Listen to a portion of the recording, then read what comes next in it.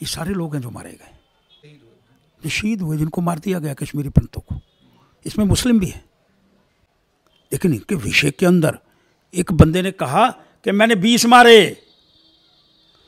एक छोटे से बच्चे का कसूर क्या है? क्योंकि कश्मीरी पंडित है, क्या कसूर था इसका? एक छोटे से बच्चे को भी बख्शा नहीं गया। आज वो 800 करोड़ रुपए लेकर के उड़ने वाला व्यक्ति, आप कभी सोच सकते हैं, विचार कर सकते हैं, एक एक्स मंत्री, एक खड्ड, इंगित कर रहा हूं मैं, और उसके ऊपर 10 मंजिला इमारत, सारा पैसा बैंक का, और वही पैसा उठा करके दुबई के अंदर एक बहुत बड़ा होटल, किसकी हिस्सेदारी है, और उसके उस 800 करोड़ के अंदर से वो पार्ट उसको कितना मिला, वो तो जो सार्वजनिक है वो अलग विषय है, लेकिन मिलकर के क्या क्या गाथाएं और क्या क्या कहानियां किस तरह से गलियों और नालों के बीच में से होकर के आगे बढ़ती रही।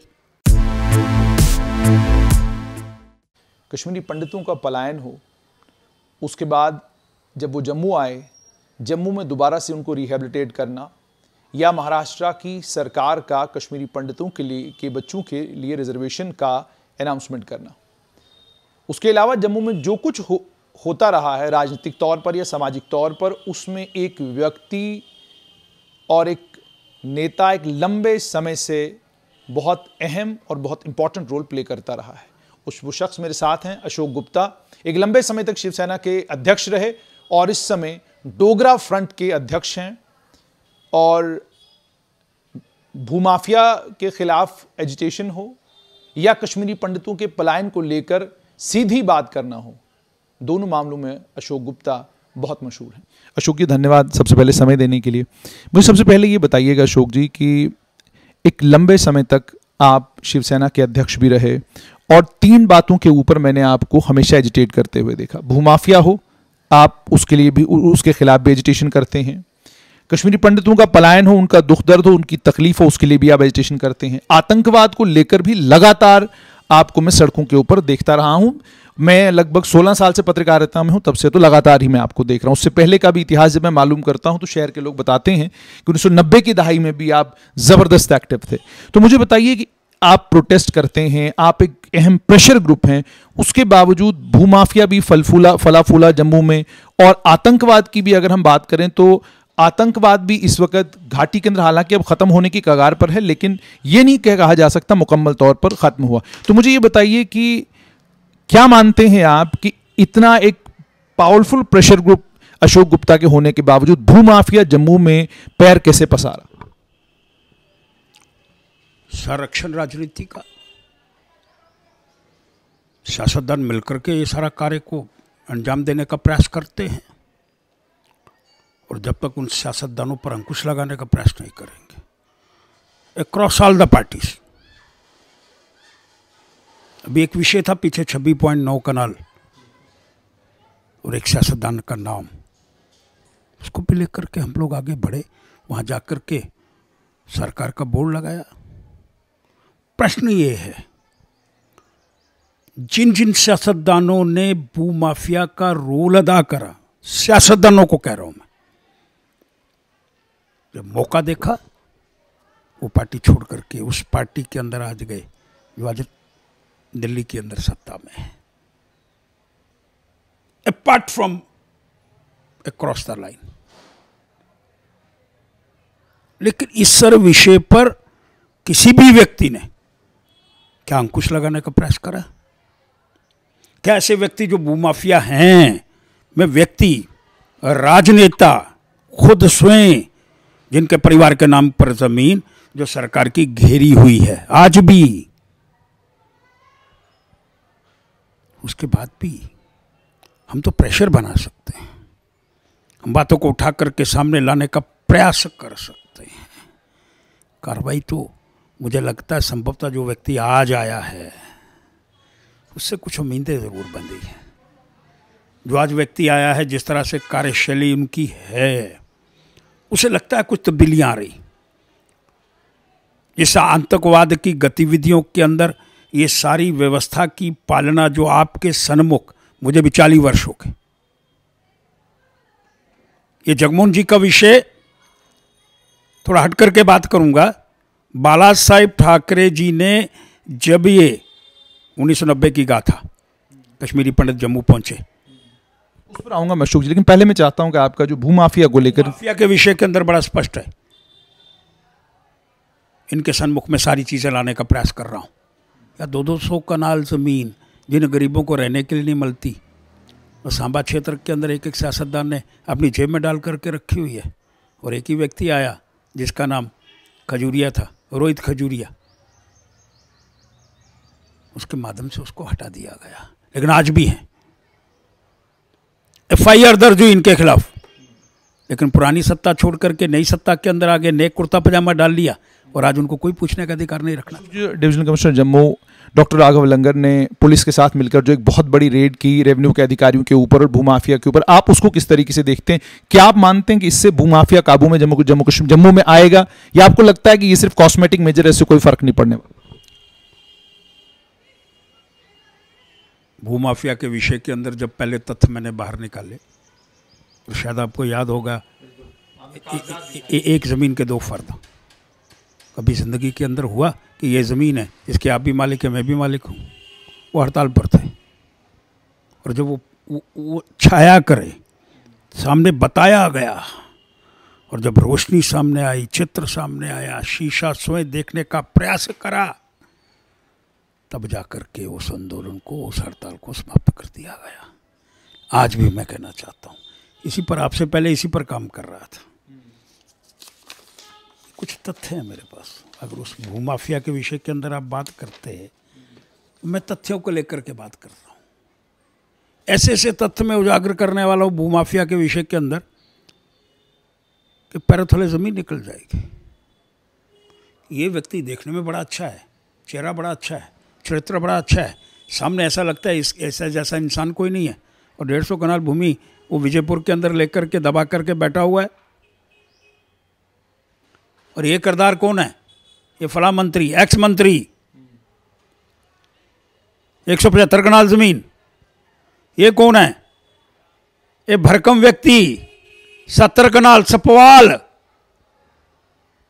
अब आपका समझना क्या है, मैं उस पर नहीं जाऊंगा, लेकिन मैं कहना चाहता हूं कि मैं सारी उम्र गलत कार्य करता रहा, और गंगा के स्नान में आने के लिए, गंगा के स्नान करने के उपरांत मैं साफ हो गया। ये बातें कुछ स्पष्ट नहीं दिख रही।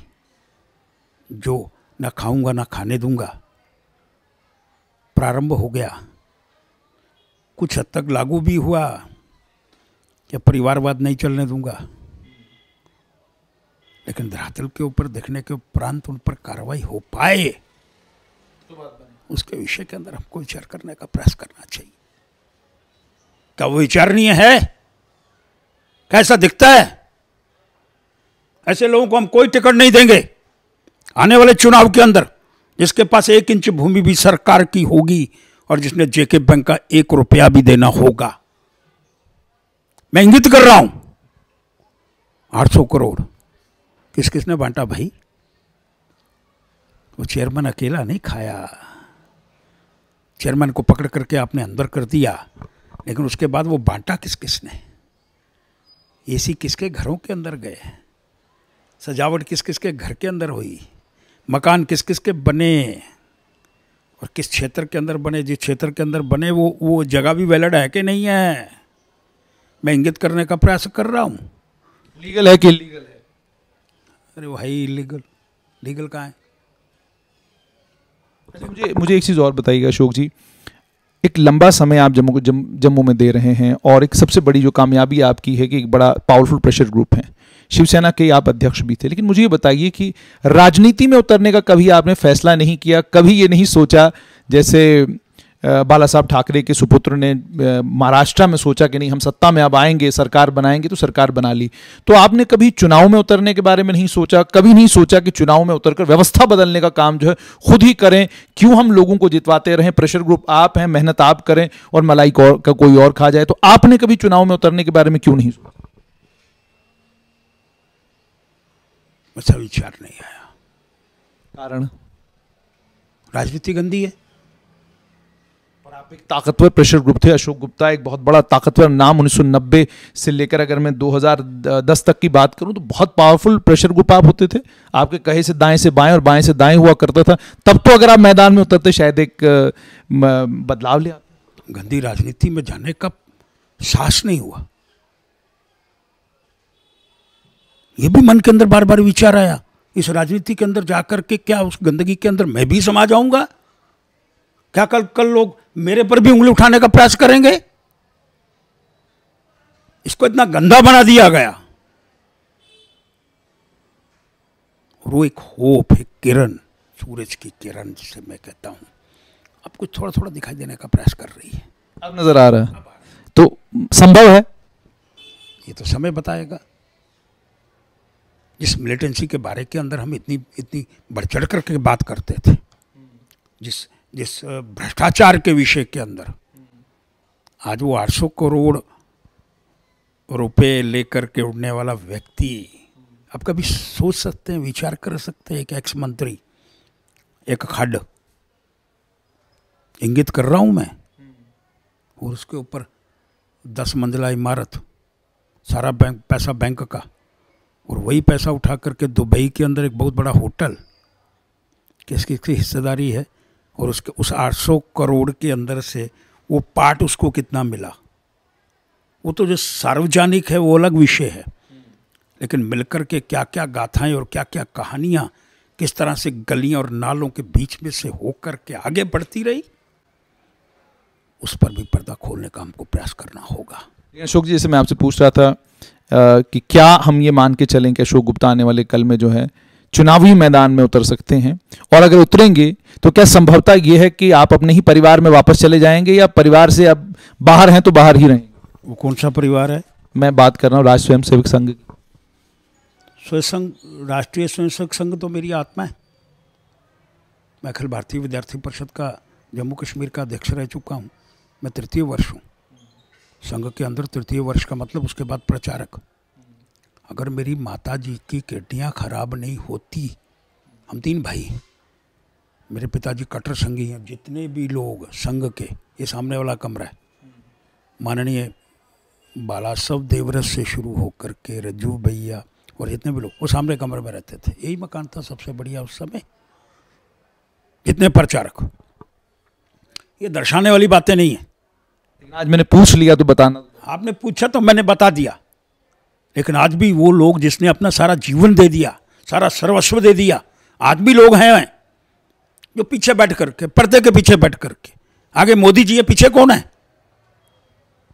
पूरा जीवन दे करके, इसका कोई उद्देश्य नहीं, कोई लक्ष्य नहीं, सिर्फ एक ही प्राप्ति कि हिंदुस्तान के अंदर हिंदुस्तानी मिलकर के, भारतीय तिरंगे झंडे वाले लोग मिलकर के रहने का प्रयास कर पाए और आगे बढ़ने का प्रयास कर पाए। और ऐसे लोग जो तिरंगे का अपमान करने वाले हैं वो हिंदुस्तान के अंदर नहीं रह पाए। बड़ा स्पष्ट है। यानी आपको पूरी उम्मीद है, मान के चलें कि आने वाले कल में जो है अशोक जी किसी और रूप में, किसी और रोल में दिख सकते हैं? अगर ये हेडलाइन बनानी है तो मैं कहता हूँ इसके विषय के अंदर अभी मुझे खुद को मैं इसके लिए कुछ शब्दों का उच्चारण करने का प्रयास नहीं कर पाऊंगा, लेकिन पर्दे के पीछे कुछ हो रहा है, ये भी आपको बताने का प्रयास करना चाहता हूँ। अब आऊँगा, कश्मीर फाइल्स एक फिल्म बनी, लोग कहते हैं हैदर फिल्म बनी, उससे पहले मिशन कश्मीर बनी, और बहुत सारी फिल्में बनी जिसमें दर्शाया गया कि आतंकवादी कैसे बनते हैं, आतंकवाद घाटी में कैसे शुरू हुआ, किन मजबूरियों में लोगों ने बंदूक उठाई। तो जब वो फिल्में बनी तो किसी ने ये नहीं कहा कि इसमें जो दिखाया गया है वो गलत है, ये है वो है, लेकिन कश्मीरी पंडितों के दर्द के ऊपर, उनकी तकलीफ के ऊपर, उनकी परेशानी के ऊपर, और जिस हालत में उनको पलायन करना पड़ा उसके ऊपर एक फिल्म बनी है। तो इतना बवाल है, इतना शोर है, और कहा जा रहा है कि जनाब ये एक फिल्म जो है हिंदुओं और मुसलमानों के बीच में खाई को बढ़ाने का काम करेगी। कैसे मैं अपनी बात को कह पाऊं? गिरजा टिक्कू के विषय के अंदर कितने लोगों को जानकारी थी? पुष्कर नाथ कौल के साथ क्या हुआ, टिक्कालाल टिपलू के साथ क्या हुआ, एक सेशन कोर्ट का जज 4 घंटे मारने के उपरांत जमीन पर पड़ा रहा, जो लोगों को इंसाफ देता था। जिसने एक ऐसे व्यक्ति को अंदर करा, उसकी पनिशमेंट उसको मिली, मिलिटेंट की। ये गाथाएं, ये कहानियां, ये सच्चाइयां छिपी हुई हैं। और अगर कोई इसके माध्यम से दर्शाने का प्रयास कर रहा है, एक औरत जिस सारे के अंदर लकड़ी काटते हैं, ये कभी जिंदगी के अंदर कोई धर्म सिखाता है? मेरा धर्म, उसका धर्म, किसी का धर्म, ये सिखाने का प्रयास करता है कभी? कि उसके खामद को मार दो और उसके खून से वो बने हुए चावल, लथपथ खून से चावल उसके मुंह के अंदर डालने का प्रयास करो। ये इंसानियत शब्द नहीं है, ये जमहूरियत नहीं है, ये कश्मीरियत तो कभी है ही नहीं है। तो ये दर्शाने के बाद क्या क्या दिख रहा है, क्या क्या सामने आ रहा है? आपने बड़ी पिक्चरों के, हैदर पिक्चर का नाम लिया, बाकी पिक्चरों के नाम लिए, वहां तो आर्मी को शरेआम बदनाम करने का प्रयास किया गया, लेकिन उसके बाद भी उस पिक्चर के विषय के अंदर एक शब्द भी किसी ने कहने का प्रयास नहीं करा। क्यों? और फिर आज इस पिक्चर के विषय के अंदर क्यों? डर किस चीज का? लोग किस बात पे डर रहे हैं? अगर इस एक फिल्म में डर इस बात का है कि एक व्यक्ति जो सत्ता के अंदर था, वो खुद ही रिजाइन कर गया जगमोहन जी की बात सुनने के उपरांत। और 4 दिन कौन लोग इस जम्मू कश्मीर के मालिक थे? कौन थे मालिक? 18, 19, 20, 21, 22 को पहुंचा ना वो वहां, जो जगमोहन के विषय के अंदर, कि वो उस जगमोहन के कारण ये लोग यहां पहुंचे। और अभी आपको जगमोहन के विषय के अंदर भी वो जो मीर व्यास मौलवी के विषय के अंदर क्या क्या हुआ था, मैंने वो निकाला है। उनके पर्सनल मुखारबिंद से निकले हुए शब्द हैं कि अगर उस समय मीर व्यास मौलवी के वो जो उस समय घटना घटी, मार दिया गया मिलिटेंटों के माध्यम से और फायरिंग हुई, अगर उसके लिए जगमोहन जी दोषी हैं, तो 4 दिन यहाँ कोई नहीं था, उसके लिए दोषी कौन है? या 85 से लेकर के ये जो वीपी सिंह की सरकार आई, ये तो 1 महीना पहले आई ना जी। उससे पहले कौन था? टिकालाल टिपलू की डेथ कब हुई? गंजू को कब मारा गया? तो जगमोहन जी की जिम्मेवारी है, तो उनकी जिम्मेवारी नहीं है? वो फिक्स कौन करेगा? अगर जगमोहन जी को इस सारे विषय पर कि एक व्यक्ति के देहांत पर, मारने पर उसकी जिम्मेवारी फिक्स की जा सकती है, जो जिम्मेवारी उसकी थी नहीं। डायरेक्टर जनरल पुलिस सब्बरवाल क्या कर रहे थे? बाकी नीचे अधिकारी जो मौके के ऊपर ऑफिसर हैं, आज उनके विषय के अंदर कोई शब्दावली कहने का प्रयास करना चाहता है?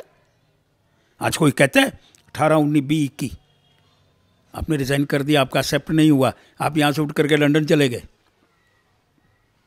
क्या हुआ उसके बाद?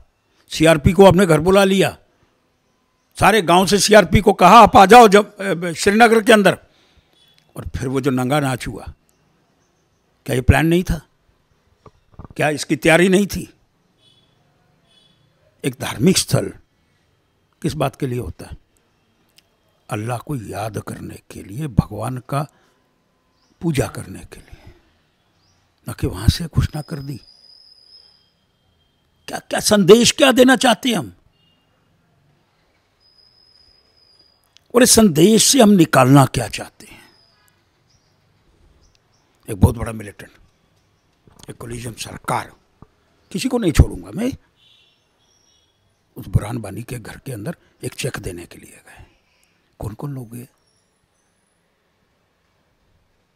क्यों देने गए? कोई प्रयास कहेगा? कोई शब्दावली के उत्तर, उसका उत्तर देने का प्रयास कर सकता है कोई? अशोक जी, थोड़ा सा इतिहास में जाना चाहूँगा। जिस ज़माने में कश्मीरी पंडितों ने पलायन किया कश्मीर घाटी से और जम्मू आए, आपने अपनी आंखों से क्या कुछ देखा? मैंने अपनी आंखों से जो देखा, और उस समय आप क्या कर रहे? हम उनको ठहराने की व्यवस्था कर रहे थे, लेकिन मुझे लगता है शिवसेना के साथ उस समय आप जुड़े हुए थे और शिवसेना के साथ था। बाला साहेब ठाकरे ने उस समय इन लोगों को लेकर के बाला साहेब ठाकरे जी के पास, जब लोग आ रहे थे कश्मीर से, आपने अपनी आंखों से क्या कुछ देखा? मैंने जो अपनी आंखों से देखा बड़ी दर्दता थी।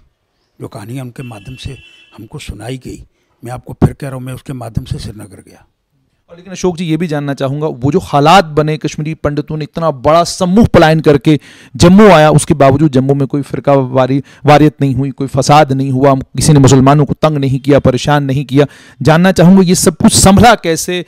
इतना दर्द था, इतनी तकलीफ थी, 47 में जो कुछ हुआ सब जहन में था, उसके बावजूद यहाँ पर शांति रही। वो कैसे आपने उस चीज़ को उस समय संभव किया? मैं समझता हूँ भाईचारा, उस समय की जो एडमिनिस्ट्रेशन के अंदर बैठा हुआ ससानामन डिविजनल कमिश्नर, उस समय बैठे हुए अधिकारी, वजीर, डीआईजी, आईजी, उनका संबंध हमारे लोगों के साथ बड़ा घनिष्ठ था। ये खड़ी का तालाब के अंदर रहने वाले मुस्लिम मेरे भाई, उनके नेता, जो भी प्लानिंग करते थे मिलजुल करके करते थे, मिलजुल करके सारा कार्य प्रारंभ करा। उन लोगों ने भी सहयोग करा। मैं आपसे कहना चाहता हूं, कदापि इन शब्दों का उच्चारण नहीं करूंगा, इसको कम्युनल टेंशन देने का प्रयास करने वालों, लेकिन ये जरूर कहूंगा जो लोग जिम्मेवार हैं वो इंडिविजुअल कैपेसिटी के अंदर हैं, वो धार्मिक वातावरण के अंदर नहीं है, लेकिन उन लोगों को भी उठना चाहिए था। गिरजा टिक्कू के समय क्या वो लोग उठे? टिक्कालाल टिपलू के समय उठे? अरे औरंगजेब को यहाँ पर अगर वो धर्म के नाम को लेकर के विषय होता तो मैंने तो उसके लिए भी प्रोटेस्ट करा। मैंने DYSP, क्या नाम है उसका, अयूब पंडित, जो मस्जिद के बाहर शुक्रवार को अच्छे ढंग से नमाज अदा की जाए, और नमाज अदा करने के लिए गया, बाहर आया तो उसको मार दिया गया। ये धार्मिक वातावरण नहीं था, ये अनुवाद था, पाकिस्तान की लाइन थी, जिसको हमने समझने का प्रयास नहीं करा। दोबारा से आऊँगा अशोक जी, जब 90 की दहाई में कश्मीरी पंडित यहाँ आ रहा था, आप देख क्या रहे थे और फिर आपने क्या कुछ? उनके खाने पीने का प्रबंध करा। उस समय तो कैंप नहीं थे, यहाँ कोई स्थान मिला, जो कोई धर्मशाला मिली, जैसी व्यवस्था मिली, उनका रहने का प्रबंध करा, उनके खाने का प्रबंध करा। और उसके बाद में जैसे जैसे सरकारें आई, उन्होंने उनके विषय के अंदर विचार करना शुरू कर दिया। लेकिन अपने घर से निकलना बड़ा मुश्किल कार्य था। और जो कहानियां सुनाई गई, कपड़े नहीं थे उनके पास, अपने बच्चों को थाम करके, कहीं उन्हें पानी नहीं पिया था, रास्ते में पानी नहीं मिला, और अगर उनको निकालने वाला कोई व्यक्ति था तो जगमोहन जी थे। आज जगमोहन पर हम बार बार आरोप प्रत्यारोप करने का प्रयास करना चाहते हैं, तो वो जगमोहन जी के कारण यहाँ पहुंचे। मैं ये भी तथ्य, ये जो लोग कौन है, ये कौन है? ये सारे लोग हैं जो मारे गए, जो शहीद हुए, जिनको मार दिया गया कश्मीरी पंडितों को। इसमें मुस्लिम भी है, लेकिन इनके विषय के अंदर एक बंदे ने कहा कि मैंने 20 मारे। इस छोटे से बच्चे का कसूर क्या है? क्योंकि कश्मीरी पंडित है, क्या कसूर था इसका? एक छोटे से बच्चे को भी बख्शा नहीं गया, औरतों के साथ, महिलाओं के साथ, बच्चियों के साथ। और 90 के अंदर जिस हालत के अंदर वो लोग आए, उनके पास कपड़े भी नहीं थे। बाला साहेब ठाकरे ने उस समय 5 ट्रक सामान, सबसे पहले जो 5 ट्रक सामान आया वो बाला साहेब ठाकरे के माध्यम से भेजा गया। लेकिन कुछ शब्द बार बार मैं इंगित करने का प्रयास करना चाहता हूँ। जिम्मेवारियां जगमोहन के समय ही क्यों फिक्स हुई? ये क्यों कहा गया जगमोहन जी के समय? आज जगमोहन जी के समय जो सारी घटनाएं घटी, इसके लिए जगमोहन जी जिम्मेवार हैं। जो कश्मीरी पंडित आए उसके लिए जगमोहन जी जिम्मेवार हैं, और बाकी जो घटनाएं घटी उसके लिए जगमोहन जी जिम्मेवार हैं। देश का प्रधानमंत्री जिम्मेवार नहीं था। यासीन मलिक को दिल्ली बुला करके मनमोहन सिंह जी ने अपने साथ खड़ा करके फूलों का गुलदस्ता दे करके उसको सम्मानित करने का प्रयास करा, और नेवी के 4 लोगों का कातिल दिल्ली देश के प्रधानमंत्री के कार्यालय के अंदर क्या कर रहा था, इसका कोई उत्तर देगा? 2018 से पहले, 2018 ही समझो आप, 525 करोड़ हुर्रियत के नेताओं पर लगाया गया। खाने का प्रबंध, रहने का प्रबंध, होटलों का प्रबंध, गाड़ियों का प्रबंध, सिक्योरिटी का प्रबंध, 525 करोड़। और भाषा पाकिस्तान की। ये नीति थी क्या? क्या कोई बताने का प्रयास करेगा दिल्ली के लोगों, जो तुम सत्ता के अंदर बैठे हुए थे?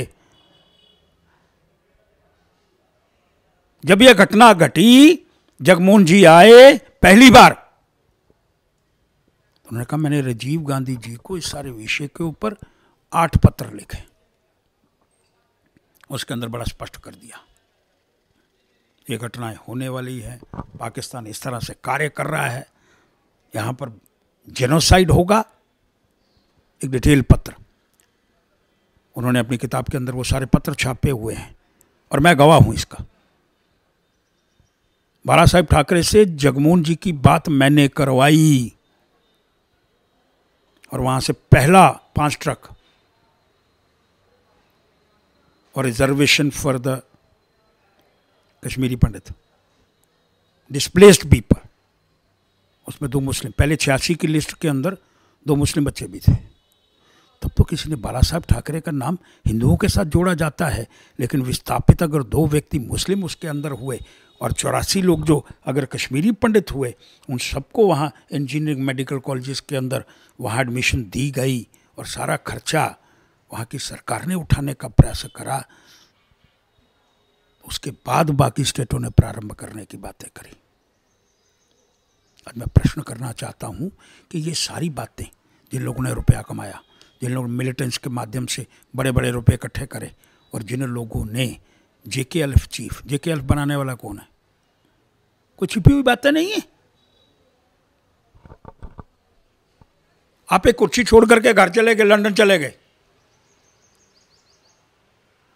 लेकिन यह भी कहना चाहता हूं कि अगर कश्मीर के अंदर कोई तिरंगा झंडा उठाने वाला था उस समय, जिस समय की बात आप कर रहे हैं, वही व्यक्ति था।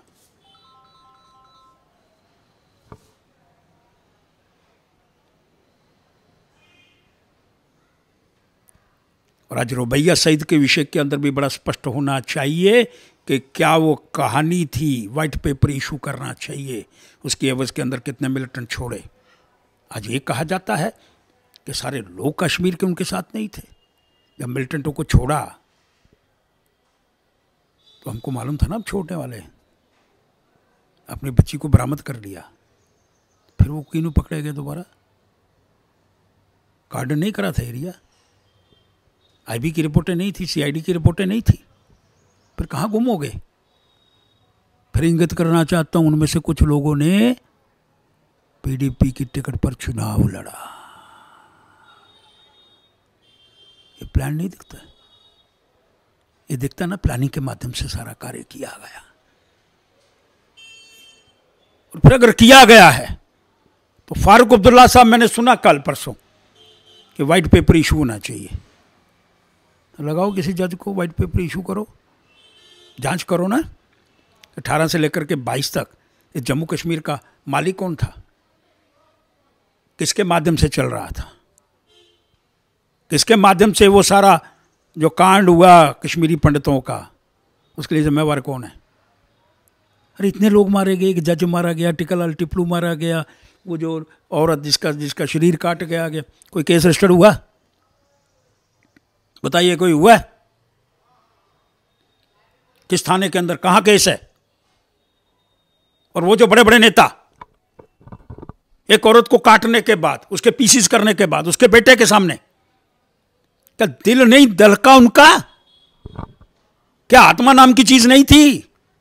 क्या हिंदू है, मुसलमान है, आत्मा तो है ना? और कहां थी एडमिनिस्ट्रेशन?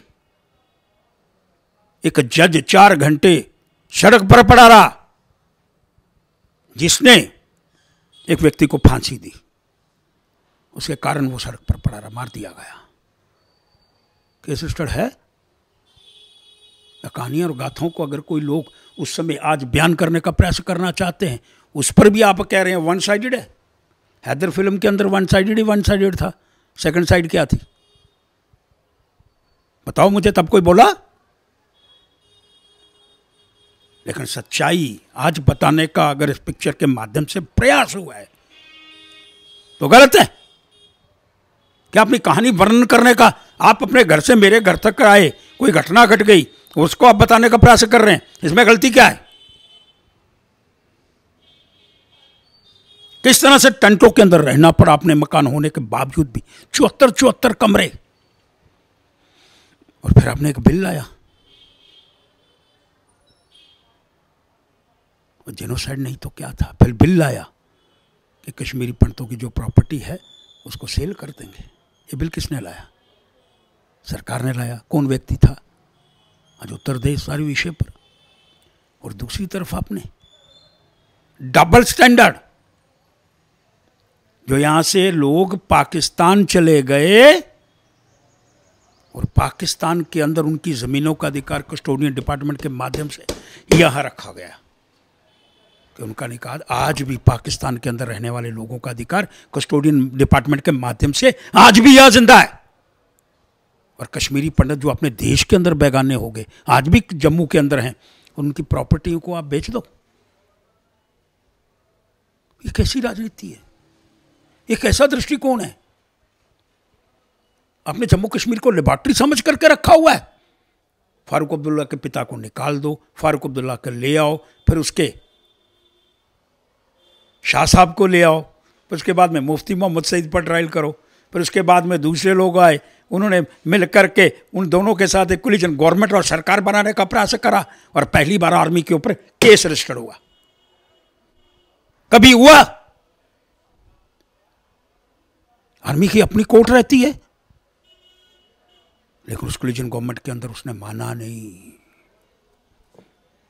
पहली बार हिंदुस्तान की हिस्ट्री के अंदर लिखा गया कि आर्मी के ऊपर केस पुलिस थाने के अंदर रजिस्टर्ड हुआ।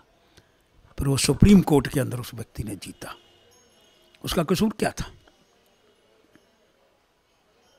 इतनी जातियां होने के बाद भी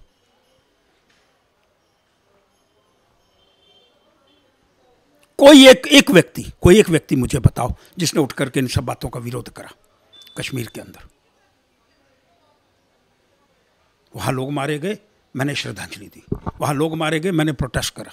एक नहीं, मैं अपने वीडियो मैंने रखी हुई है, आपको अनेक गाथाएं सुनाने का प्रयास करना चाहता हूं। उसमें कोई धर्म के विषय के अंदर संबंध नहीं रखा, उसमें भारत के विषय के अंदर संबंध रखा, तिरंगे के विषय के अंदर संबंध रखा। ये बंदा तिरंगे को उठा करके आगे बढ़ रहा था, ये DYSP था, और ये औरंगजेब इसका नाम है, या बाकी लोग हैं, इसलिए उनको मैंने सम्मानित करा।